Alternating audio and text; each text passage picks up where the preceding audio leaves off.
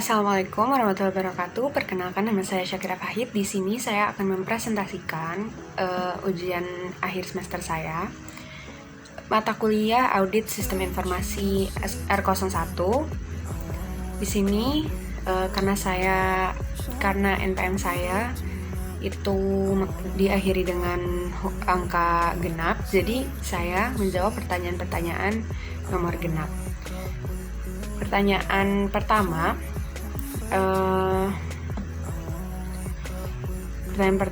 pengertian dari audit, jelaskan secara rinci. Audit sistem informasi ini merupakan proses pengumpulan dan penilaian bukti-bukti untuk menentukan apakah software akuntansi yang digunakan perusahaan dapat mengamankan aset, memelihara integritas data, dan dapat mendorong pencapaian tujuan organisasi secara efektif menggunakan sumber daya secara efisien. Ada beberapa aspek yang diperiksa, yakni audit secara keseluruhan untuk menyangkut efektivitas, efisiensi, availability, reliability, dan confidentiality, dan integrity. Aspek keamanan audit atas proses modifikasi program, audit atas sumber daya, dan data file atau database. Audit sistem informasi ini juga merupakan gabungan dari berbagai macam ilmu, antara lain traditional audit, manajemen sistem informasi akuntansi, ilmu komputer, dan behavioral science. Standar yang digunakan dalam mengaudit sistem informasi ini diterbitkan oleh ISACA. Selanjutnya, tujuan dari audit sistem informasi ini menurut Ron Weber secara garis besar itu yang pertama untuk pengamanan aset ya teman-teman. Aset itu merupakan aset informasi itu suatu perusahaan itu seperti perangkat keras gitu, hardware, perangkat lunak, software, sumber daya manusia. Selanjutnya ada file data yang harus dijaga oleh suatu sistem pengendalian internal yang baik agar tidak terjadi penyalahgunaan aset. Selanjutnya yang kedua ada menjaga integritas data. Integritas data itu adalah suatu konsep dasar sistem informasi. Data itu memiliki atribut seperti kelengkapan, kebenaran, dan keakuratan ya. Jika integritasnya tidak dipelihara, maka suatu perusahaan tidak akan lagi memiliki hasil laporan yang benar, bahkan perusahaan dapat mengalami kerugian. Selanjutnya ada efektivitas sistem. Efektivitas sistem informasi perusahaan memiliki peranan penting dalam proses pengambilan keputusan. Suatu sistem informasi dapat dikatakan efektif bila sistem informasi tersebut telah sesuai dengan kebutuhan si user. Setelah itu ada efisiensi sistem. Efisiensi ini menjadi hal yang sangat penting ketika suatu komputer tidak lagi memiliki kapasitas yang memadai atau harus mengevaluasi apakah efisiensi sistem ini masih memadai atau harus menambah sumber daya. Karena suatu sistem dapat dikatakan efisien jika sistem informasi dapat memenuhi kebutuhan user dengan sumber daya informasi yang minimal. Selanjutnya kita masuk ke manfaat kontrol dan audit sistem informasi ini. Faktor-faktor yang mendorong pentingnya kontrol dan audit sistem informasi menurut Weber adalah yang pertama mendeteksi agar komputer tidak dikelola secara kurang terarah gitu ya teman-teman.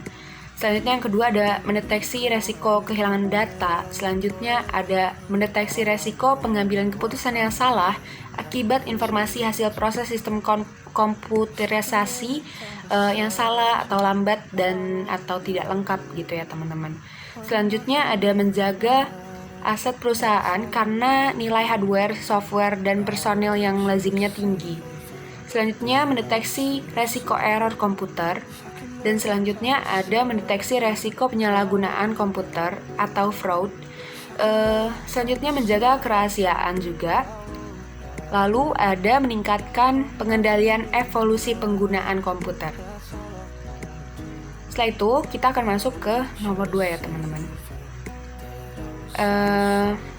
Cara untuk mengaudit melalui sistem operasi Windows.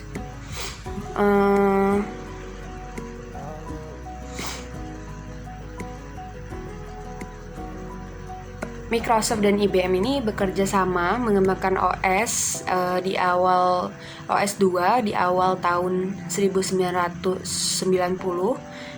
Namun hubungan Microsoft sama IBM ini memberhentikan kerjasamanya sehingga Microsoft merilis Windows NT pada bulan Juli 1993. Windows NT ini menjadi acuan dalam pengembangan server Microsoft.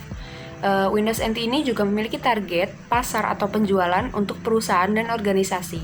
Kemudian Windows NT ini berevolusi ke Windows Server 2003. Kemudian Windows Server 2008, karena banyaknya versi dalam sistem operasi, maka disarankan untuk auditor membiasakan dengan beberapa sistem operasi mulai dari utilitas, pengkodean, dan mengetahui titik kelemahannya.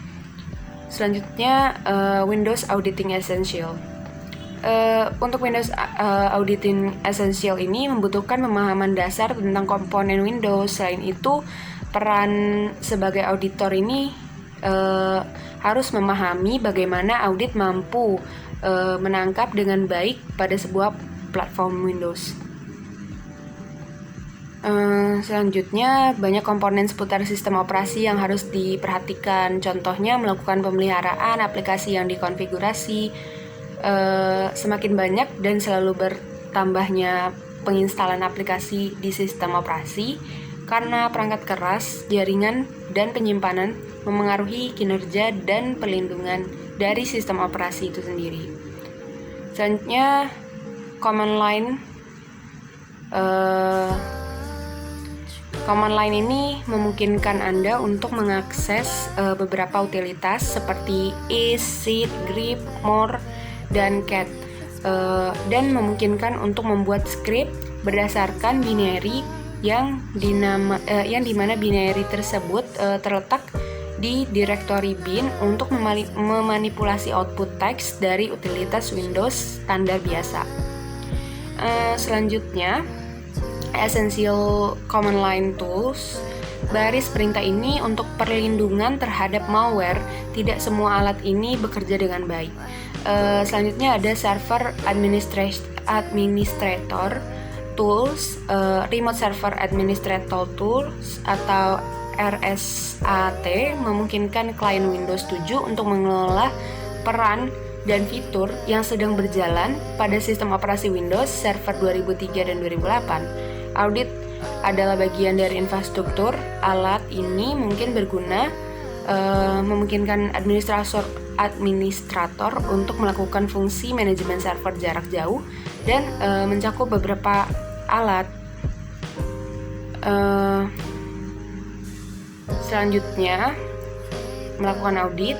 Kunci sukses audit server Windows atau klien adalah untuk meninjau host dengan kliennya dengan sendirinya dan bersamaan dengan banyaknya kemungkinan koneksi lainnya yang lewat ke data dan dari host. Langkah-langkah audit hanya fokus pada host dan tidak mencakup ulasan yang efektif. Aplikasi overlaying atau hubungan kepercayaan dengan sistem luar juga tidak tertutup adalah input data dan metode penghitungan data atau validitasnya.